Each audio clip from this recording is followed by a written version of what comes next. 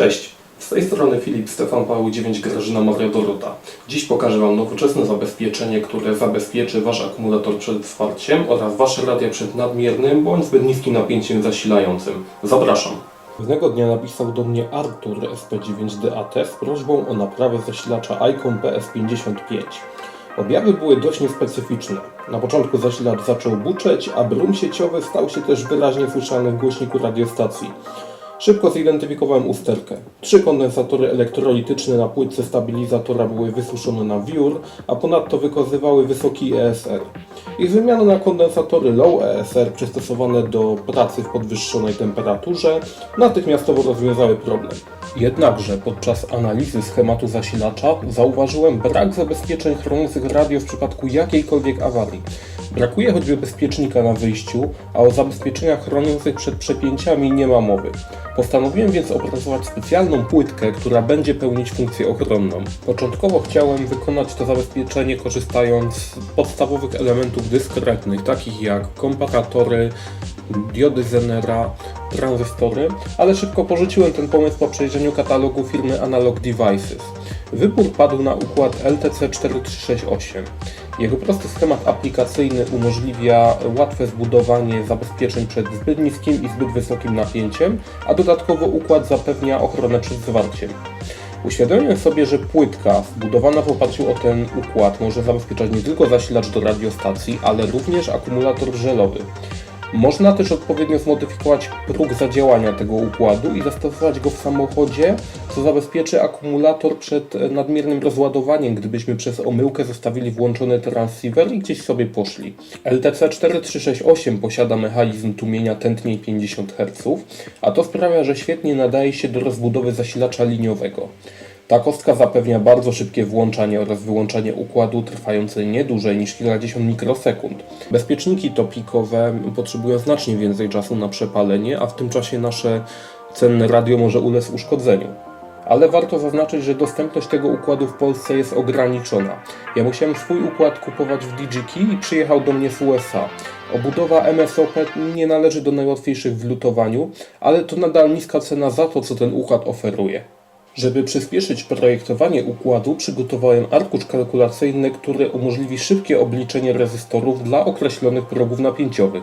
Zaprojektowałem układ tak, aby wyłączał zasilanie po przekroczeniu napięcia 15 V oraz przerywał przepływ prądu, gdy napięcie spadnie poniżej 10 V. PS55 może dostarczyć prądu 20 A, więc ustawiłem zabezpieczenie nadprądowe na tę wartość, żeby już tych 20 A nie przekraczać. Link do tego arkusza znajdziecie w opisie. Możecie sobie stworzyć własną kopię i wykorzystać go do przeprowadzenia obliczeń, gdybyście chcieli wykonać takie zabezpieczenie na inne wartości napięć oraz dla innego prądu. Teraz omówię sposób działania tego układu oraz kryteria, jakimi kierowałem się przy doborze elementów. Więc przyjrzyjmy się schematowi. Zacznijmy od jednej z najważniejszych części, czyli tranzystora wykonawczego. Starałem się dobrać MOSFETA montowanego powierzchniowo o możliwie małej rezystancji drenu, który nie kosztowałby przy tym zbyt dużych pieniędzy, a dodatkowo musi wytrzymać ten parędziesiąt amper w piku. I wybór padł na taki tranzystor o znaczeniu widocznym na schemacie. Nie będę go czytał, bo jest bardzo długie. Dostępny w ofercie DigiKey za jedyne 3,65 zł przy zakupie jednej sztuki. To naprawdę nie jest dużo jak za takiego MOSFETA. A on ma rezystancję drenu przy napięciu między drenem a bramką równym 10 V 3,1 mA.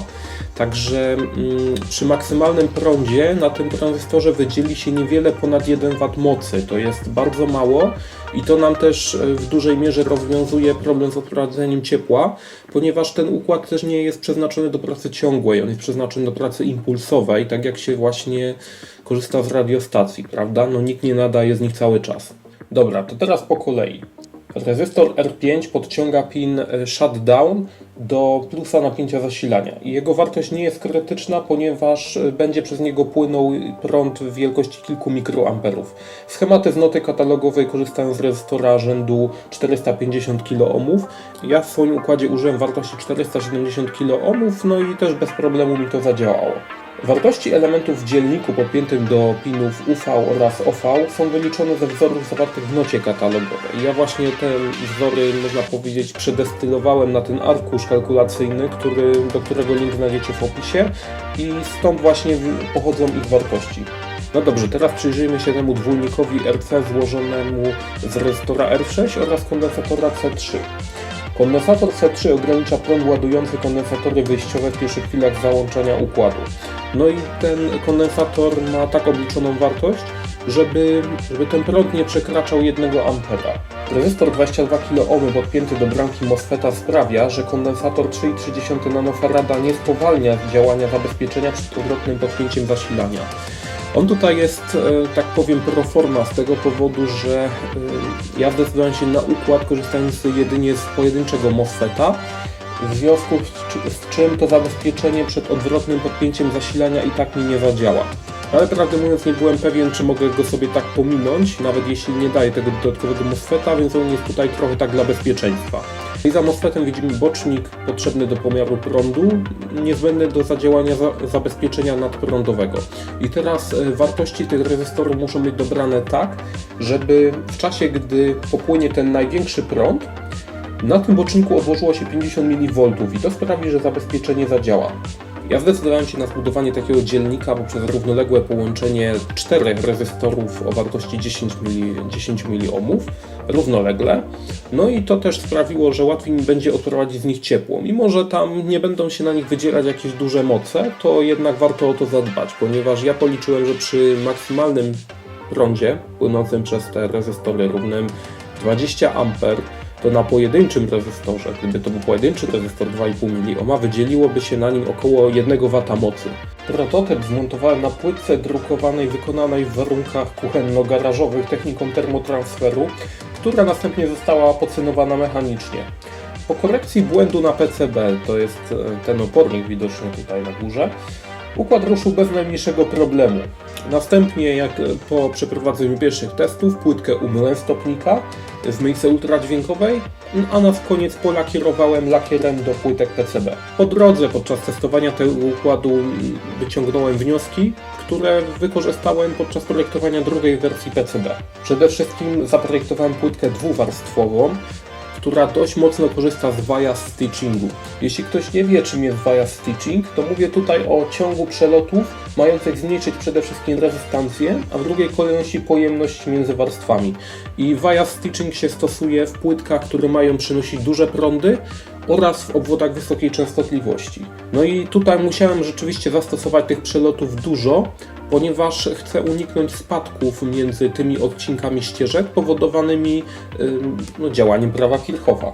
Masa jest prowadzona na kształt możliwie zbliżony do gwiazdy. Pod obudową MOSFETA również użyłem przelotek w celu zmniejszenia rezystancji cieplnej między warstwami miedzi, a pole drenu rozlałem, żeby zwiększyć powierzchnię wymiany ciepła. Ponadto zmieniłem rozmieszczenie rezystorów bocznika i poprzesuwałem elementy tak, żeby skrócić ścieżki. Płytkę projektowałem w ten sposób, żeby z łatwością można było ją zmontować w piecu rozpływowym oraz tam ewentualnie dolutować kilka elementów z drugiej strony już ręcznie. No bo koledzy z klubu zamówili ode mnie już 5 takich płytek, więc warto pomyśleć o automatyzacji montażu. Obecnie czekam na zamówione elementy, płytki oraz sito do układania pasty w celu późniejszego zlutowania w piecu rozpływowym. Na ten moment to wszystko, co mogę powiedzieć o tym układzie. Jeśli ten filmik Wam się podobał, wniósł coś do Waszego życia, to polajkujcie go, zasubskrybujcie kanał i do zobaczenia. Cześć!